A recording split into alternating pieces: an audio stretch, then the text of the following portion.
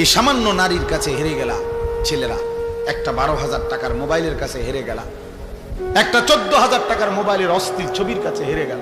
কোথাকার কোন নারী যার চিনো না শুনো না, তার কোনো চরিত্র নাই, আখলাক নাই, তার কোনো ইজ্জত নাই, আব্রু নাই।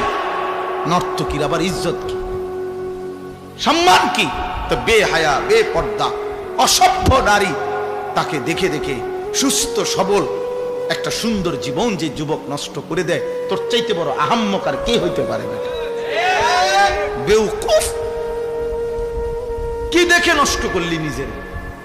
একটা বাজে, নোংরা, একটা দুশ্চরিত্রা নারীকে দেখে দেখে, যে নারী সারা পৃথিবীর জন্য নিজের ছবি ছেড়ে দিছে, এর কোনো লজ্জা শরম আছে কিছু? তাহলে এর চাইতে নিকৃষ্ট অসভ্য আর কেউ হইতে পারে? এটা কি পরিমাণ বেহায়া যে সারা পৃথিবীর জন্য নিজেরে ছেড়ে দিছে। দেখো সারা পৃথিবীবাসী, দেখো আমারে, দেখো আমার। পৃথিবীতে কোনো যুগেই কোনো কালেই অসভ্যতা, বেহায়াপনা, অশ্লীলতা কোনো কালেই কারো কাছে, কোনো ধর্মাবলম্বীদের কাছেই পছন্দনীয় না, পছন্দনীয় না। আফসোসের বিষয়। এই জন্য বাপ আমার, বন্ধু আমার, আমরা প্রত্যেকেই মনের চাহিদার বিরোধিতা করে আল্লাহর কোরআন এবং রাসূলের সুন্নাহ মতো চললে আমাদের আখিরাত নিশ্চিত। ইসলাহি মাহফিলের মূল ফিকির এটা, মনের চাহিদার বিরুদ্ধাচরণ।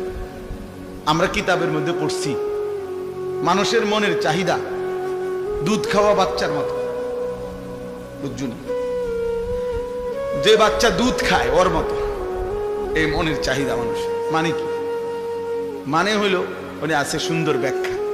যেই বাচ্চা দুধ খায়, এই বাচ্চার নিয়ম হইল 2 বছর পূর্ণ হইলে মারা বহুত জোর কইরা দুধ ছাড়া।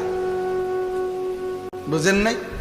এ জীবনেও নিজের থেকে নিজে আমনে হেরে যদি কোরআন শরীফের আয়াত পড়া কোন যে বাবা লিখছে কোরআনে 2 বছর পরে দুধ ছেড়ে দাও, এতে ছাড়বে না, এতে দুধ খাইতে চাই।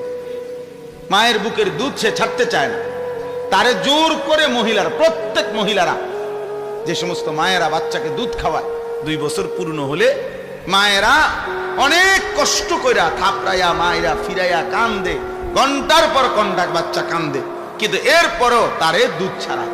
মানে এইটা মা যদি কষ্ট করে দুধ না ছাড়ায়, তাতে তারে যদি ছেড়ে দেয় এমনি এটার উপরে যে নিজে নিজে ছেড়ে দিব, তাইলে এতে দুধ খাওয়া ছাড়বে না, আরো বড় হইলেও ছাড়বে। মায়ের বুকের